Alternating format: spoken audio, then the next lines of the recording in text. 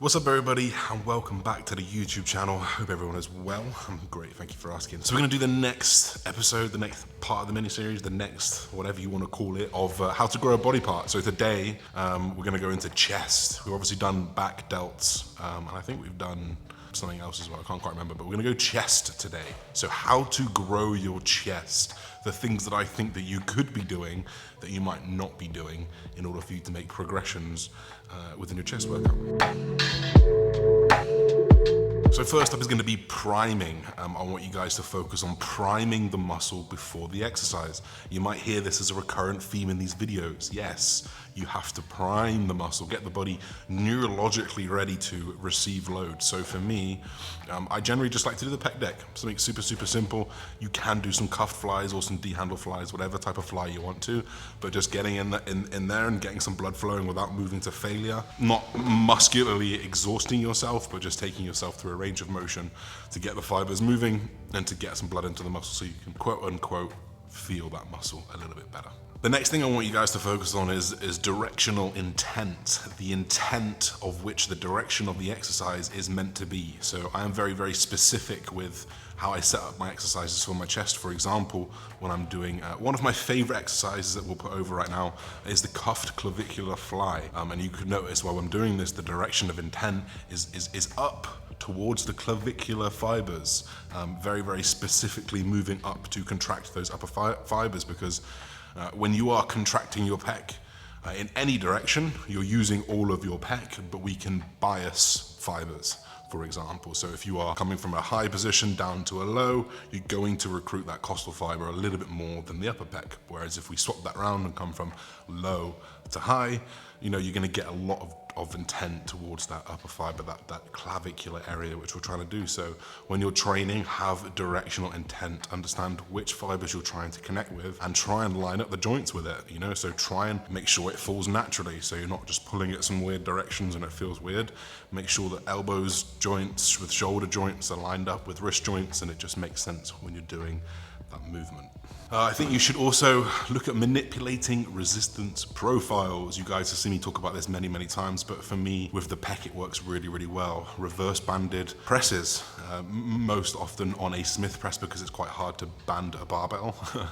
But essentially what you're doing there is matching the strength profile of the pec, which is where it's weak versus strong, to where the resistance profile is. So you want to basically create the same resistance profile, weak to strong, as you would do, or weak, strong, weak, depending on what muscle it is, in order to get the most out of it. Now, a lot of people will see my reverse banded Smith presses and think, Josh, but isn't that just helping the exercise? Well, in theory, it's helping the exercise, but in practice, what you're doing is you're allowing yourself to exhaust muscle fibers more efficiently. So when we're in weak positions, we want that load to drop off. So when we get stronger, we want that load to jump on.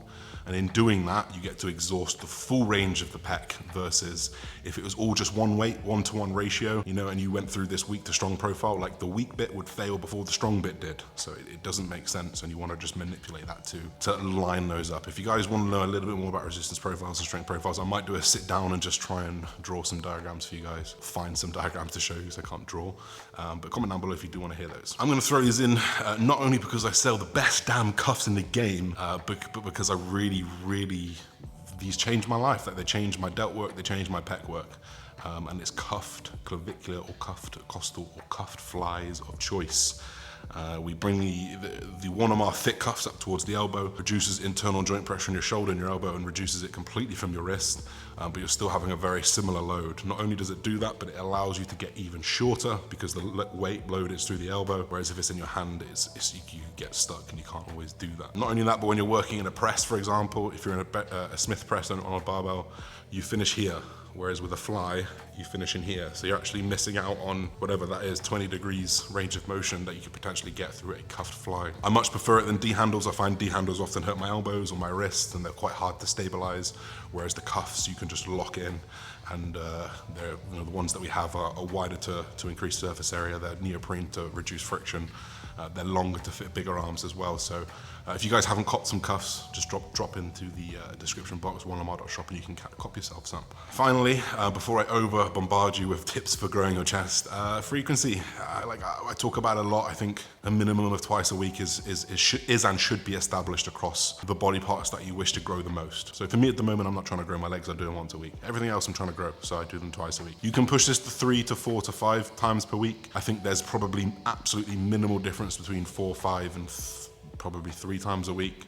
So I would generally recommend 2 or 3 times a week that you try and hit the muscle part that you're trying to grow. If we're talking about the chest, then your chest. But of course, if you're doing it more often throughout the week, you have to do less in those sessions because you only have so much tolerance for efficient exercise. You don't want to use all that tolerance in those first two sessions and then just have some shit sessions towards the end of the week. Instead, pull a bit off all of them and make sure all of them are to a maximal exertion. There's plenty more tips. If you guys have your own tips, guys, I'll pin some of the best ones. So, you know, comment down below to let us know what helped you grow your chest, what helped you got that better connection to your chest than anything else that you think can help people. So that's another sit down video done, guys. If you like these types of videos, please support the channel by liking it, sharing it with your friends, and dropping a comment. Always helps the algorithm. YouTube has been brutal lately, so we're trying to get back to where we were. But yeah, don't forget to like, comment, subscribe, guys. We'll see you in the next one. Peace.